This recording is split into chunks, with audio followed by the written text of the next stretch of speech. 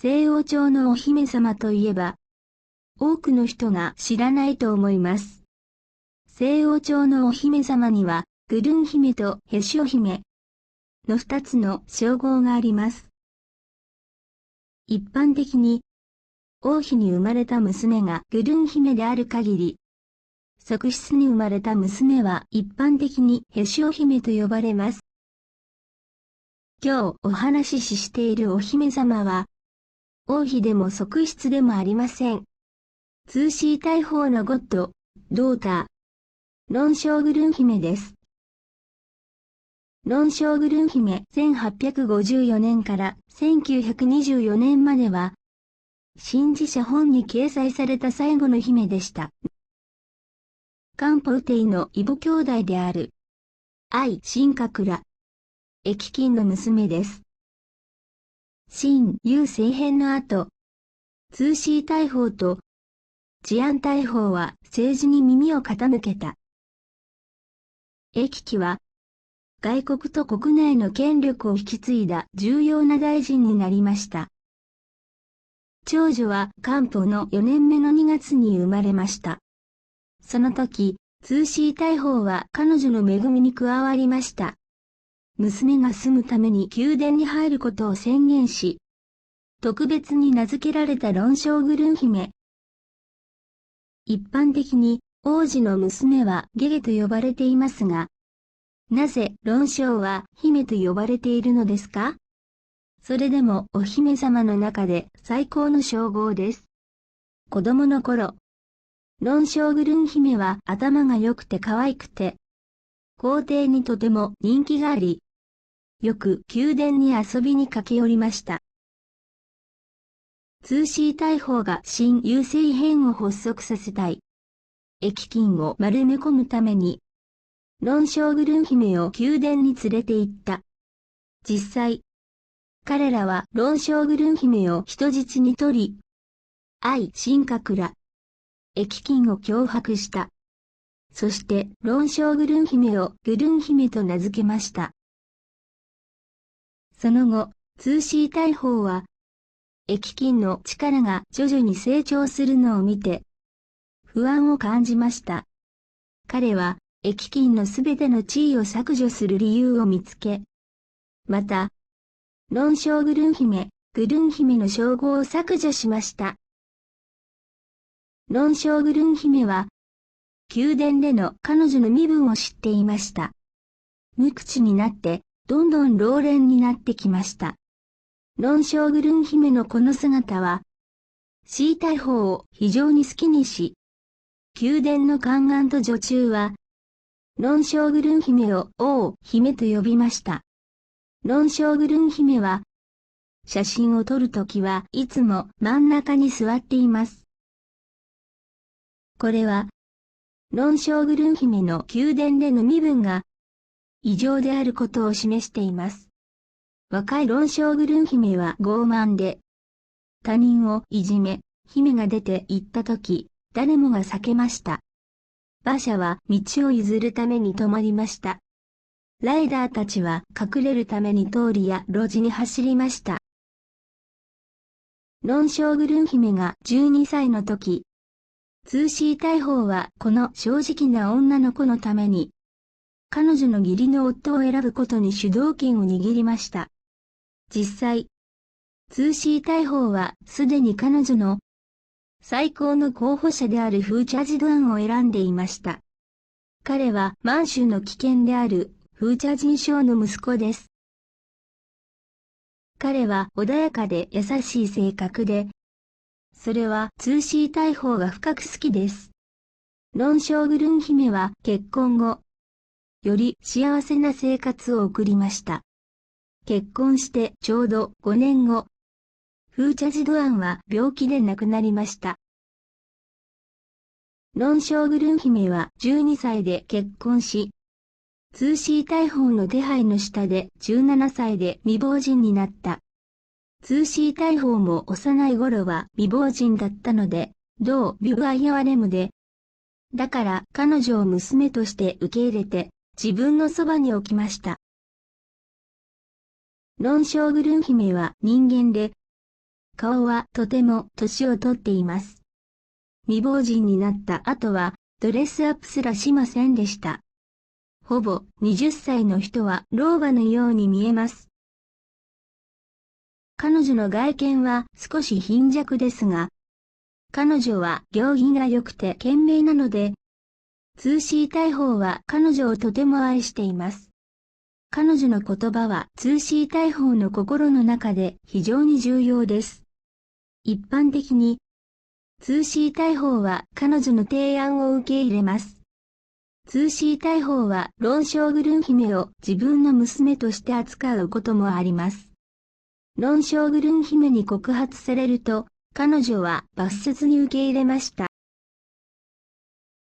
この王姫は、シー大砲を、あえて非難した数少ない人の一人です。シー大砲は老後の服装が好きで、濃い化粧をするのも好きで、豪華な服を買うのが大好きです。しかし、王姫はこれらのことを全く好きではなく、しばしばシー大砲の行為についてコメントしました。例えば、シー大砲は豪華な服を着るのが好きです。王姫はそれを見て不機嫌で、率直に、あなたはそのような無駄をして、何をするってと言いました。あなたは西洋朝の老寡婦であり、陽気漂うな様子をして、他の人はあなたの後ろで話している。シー大砲は彼女を恐れていた。王姫が見に来るたびに、シー大砲は比較的シンプルなドレスを選びました。あえて化粧をしすぎなくで、ジュエリーをもたくさん身につけませんでした。その結果、シー大砲が美しい服を作りたいと思ったとき、彼女はしもべたちに厳しく言いました。ロンショーグルン姫にこれを知らせないで。シー大砲は、もともとロンショーグルン姫を利用したかったのですが、最後の二人が本当に親子関係にあるとは思っていませんでした。一度、シー大砲は密かに非常に豪華なローブを作りました。南の職人が金襴を使って作ったもので、大金がたくさんかかりました。シー大砲は左右の人々に王姫にこれを知らせないでと言った。王姫はまだ知っていますが、シー大砲を見ると不機嫌に言いまして、私は毎日母が好きなもの、着るの好きなもの、使うの好きなもの、食べるの好きなものなどについて考えます。次に他の人に伝えて彼らにそれをさせますですけど、お母さんはうまくやれるし、こっそり着るドレスを作る。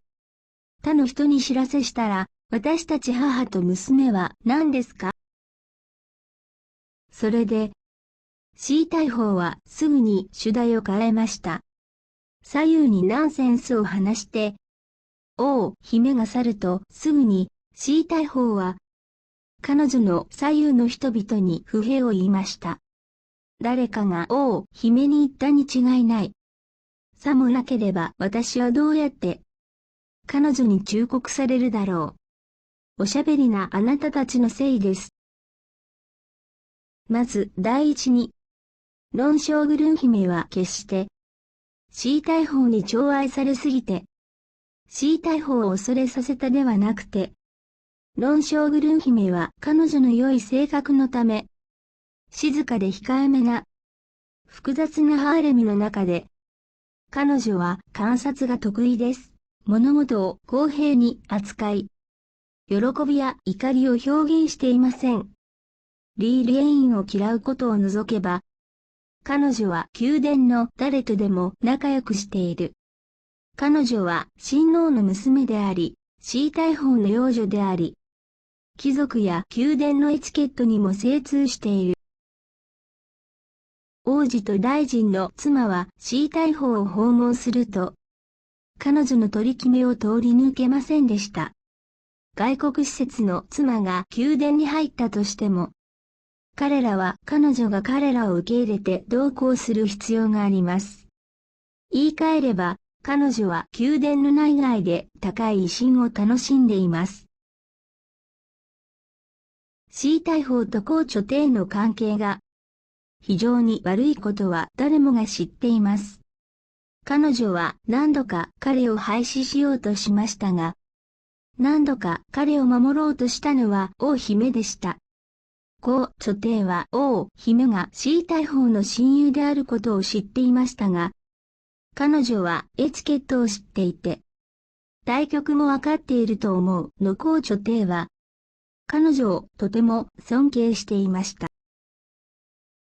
結局、C 大砲は、ロンショーグルン姫が逃亡した時でもあり、8カ国連合軍が侵入した時に、彼女は宮殿にいなかったからとき、陳妃を殺しました。当時、ロンショーグルン姫は宮殿内のすべての勢力が好調で、大臣たちは彼女に畏敬の念を抱いていたと言えます。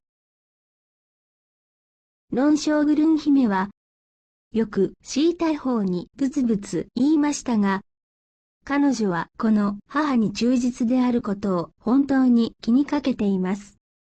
C 大砲と高女帝が次々と亡くなりました。大臣は相続人を設立するのに忙しい。誰も二人の死体の世話をしません。最後に、ロンショーグルン姫は全体的な状況を主催し、自分の母と皇帝を葬りました。ロンショーグルン姫は西洋朝の崩壊後、北京郊外に住んでいます。彼女は1924年71歳で亡くなりました。彼女は西洋朝の最後の姫でした。最後までご覧をいただき、誠にありがとうございました。それでは、まだ次の動画で